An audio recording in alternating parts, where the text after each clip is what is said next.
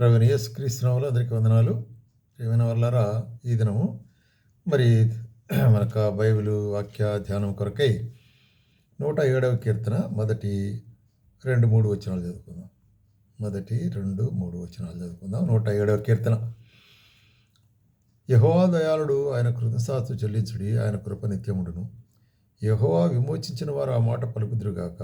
విరోధుల చేతిలో నుండి ఆయన విమోచించిన వారు తూర్పు నుండి, పడమటి నుండి, ఉత్తరం నుండి, దక్షిణం నుండి, నానా దేశం నుండి ఆయన పోగు చేసిన వారు ఆ మాట పలుకుదురుగాక. కీర్తనకర్త ఇక్కడ చెప్పే విషయం ఏంటంటే, దేవుని స్తుతిస్తుంటున్నాడు, కృతజ్ఞత చెల్లిస్తున్నాడు. కాబట్టి ఇది ఆరాధనం కాబట్టి మనం కూడా ఆయన్ను ఆరాధించవలసి వారనుకుంటున్నాం, కృతజ్ఞత చెల్లించవలసి వారనుకుంటున్నాం, ఆయన స్తుతించవలసి వారనుకుంటున్నాం. కాబట్టి ఇక్కడ ఏమంటున్నాడు, యెహోవా దయాళుడు, ఆయనకు కృతజ్ఞతాస్తుతులు చెల్లించుడు. ఆయన దయాళత్వమును బట్టి ఆయన కృతజ్ఞతాస్తుతులు చెల్లించుడు అని చెప్తూ ఏం చెప్తాడు, యెహోవా విమోచించిన వారు ఆ మాట పలుకుదురుగాక. యెహోవా విమోచించిన వారు అని ఇక్కడ చెప్తూ ఏమంటున్నాడంటే, మరి చుట్టుపక్కల ఇది ఇశ్రాయేళ్ల మధ్యలో మరి కీర్తనకర్త చెప్పి అనేక దేశాల నుంచి మరి అక్కడ సమకూర్చబడిన వారు, ఆయా మరి ట్రైబ్స్ నుంచి, ఇశ్రాయేల్ ట్రైబ్స్ నుంచి సమకూర్చబడిన వారందరూ కూడాను వారు ఆయన స్తుతించాలా అనేటువంటి కార్యాన్ని ఇక్కడ మరి బయలుపరుస్తున్నాడు. అదేవిధంగా విమోచించబడిన వారు అని చెప్పేటప్పుడు మనకు మరి అపోస్తలుడైన పౌలు ఒక మాట రాస్తాడు. మరి ఈ విమోచన అనేటువంటిది ఎట్లాగా ఆత్మీయ సంబంధమైన విమోచనగా ఉంటున్నది అనే కార్యాన్ని చూస్తున్నాం. చూడండి, కొలస్సీలకు 1వ అధ్యాయం 13వ వచనం చూస్తే, ఆయన మనలను అంధకార సంబంధమైన అధికారంలో నుంచి విడుదల చేసి తాను ప్రేమించిన తన కుమారుని యొక్క రాజ్యం నివాసులుగా చేసెను. ఆ కుమారుని యందు మనకు విమోచనము అనగా పాప క్షమాపణ కలుగుతున్నది. కాబట్టి విమోచన అంటే మరి విడుదల, బానిసత్వం నుంచి విడుదల, సాతానిక బంధకాల నుంచి విడుదల, అట్లాగే మరి చూస్తుంటున్నాము పాపం నుంచి విడుదల, పాప క్షమాపణ అనేటువంటి. కాబట్టి పాప క్షమాపణ పొందిన ప్రతి ఒక్కరు కూడాను ఆయన్ను మనము స్తుతించవలసి వారనుకుంటున్నాము. ఎందుకంటే ఆయన మరి తన యొక్క ప్రియకుమారుడు యేసుక్రీస్తు వారి పరిశుద్ధ పావన రక్తం ద్వారా మనల్ని కడిగి మన పాపలంటే ఆయన పరిశుద్ధపరిచినాడు, పాపలు కడిగేసినాడు. కాబట్టి ఆయన్ను మనం స్తుతించవలసిన వారంగా ఉంటున్నాము అనేటువంటి కార్యాన్ని ఇక్కడ చెప్తుంది. అందుకొరకే విమోచించబడిన వారు, రిడీమ్డ్ పీపుల్, ఆ విధంగా విమోచించబడిన వారు ఆయన యొక్క మంచితనాన్ని గురించి ఆయన స్తుతించవలసి వారనుకుంటున్నాం. ఎందుకంటే ఆయన తన యొక్క మంచితనము ద్వారా మనలను విమోచించినాడు, తన యొక్క ప్రాణత్యాగం ద్వారా విమోచించినాడు కదా. చూసినట్లయితే 25వ కీర్తనలో 8వ వచనం, యెహోవా ఉత్తముడును యథార్థవంతుడును అన్నాడు, కావున తన మార్గమును గురించి ఆయన పాపులకు ఉపదేశించును. మరి ఉత్తముడును యథార్థవంతుడని అంటున్నాడు. ఆయన ఉత్తముడు, is good, is truthful God. కాబట్టి ఆయన యొక్క ఉత్తమత్వమును బట్టి లేక ఆయన యొక్క నమ్మకత్వాన్ని బట్టి మనం ఆయన్ను స్తుతించవలసిన వారుగా ఉంటున్నాము అంటాడు.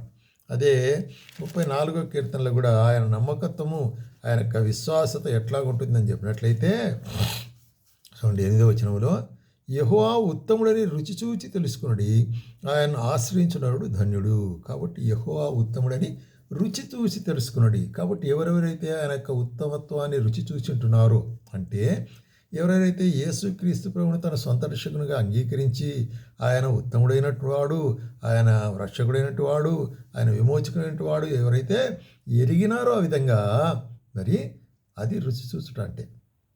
అటువంటి మరి రుచి చూచే అనుభవం నీకుంటున్నదా? యేసుక్రీస్తు ప్రభువును నీ సొంత రక్షకునిగా నీవు అంగీకరించిన వాడివిగా దానివిగా ఉంటున్నావా? అట్లయితే నిన్ను మరి ప్రోత్సాహపరుస్తున్నాడు కీర్తనకర్త, దేవుని స్తుతించాలా అని చెప్పేసి.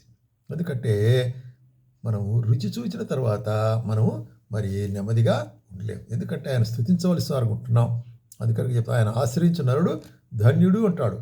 అదే మనము నహూము గ్రంథం అనే దాంట్లో చూసినట్లయితే నహూము గ్రంథంలో ఒక మాట చెప్తాడు ఇక్కడ, ఆయన ఎటువంటి వాడు, యెహోవా ఉత్తముడు, శ్రమదినమందు ఆయన ఆశ్రయదుర్గము,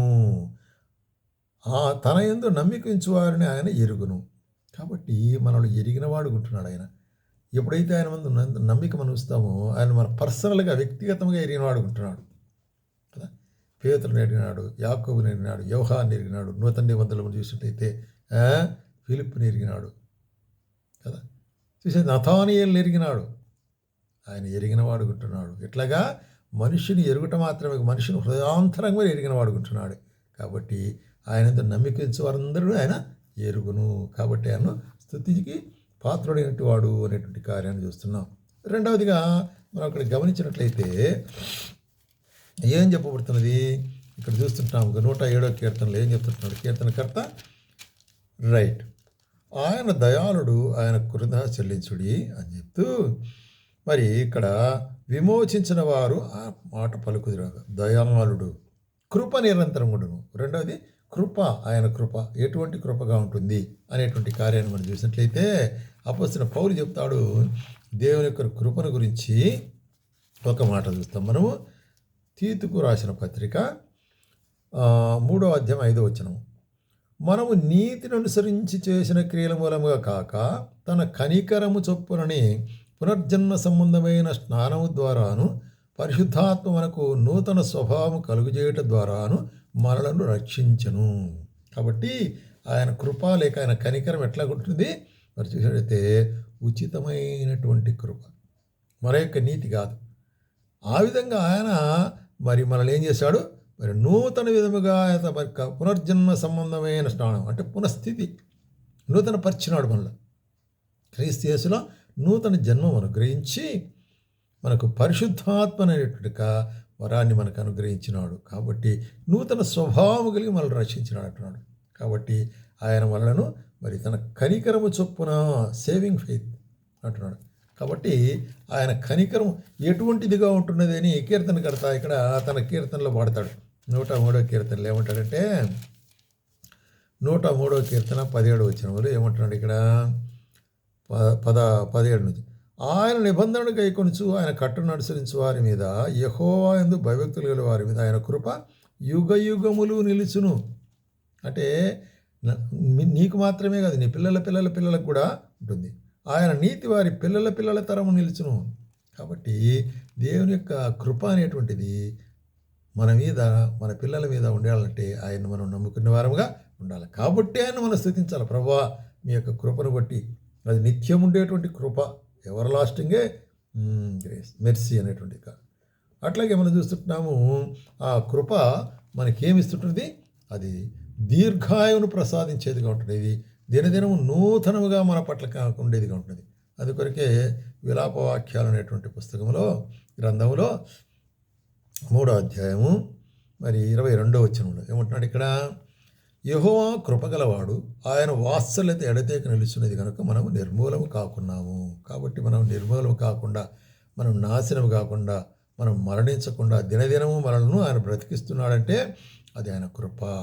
ఆయన కృప ద్వారా మనకు ఆయన మరి దినదినం అనుదినము నూతనముగా ఆయనకు వాత్సల్యత పుట్టుచున్నది. దేవా నువ్వు ఎంతైనా నమ్మదగినవాడు. కాబట్టి నీకు స్తోత్రం ప్రభువా, నువ్వు ఎంతైనా నమ్మదగినవాడు.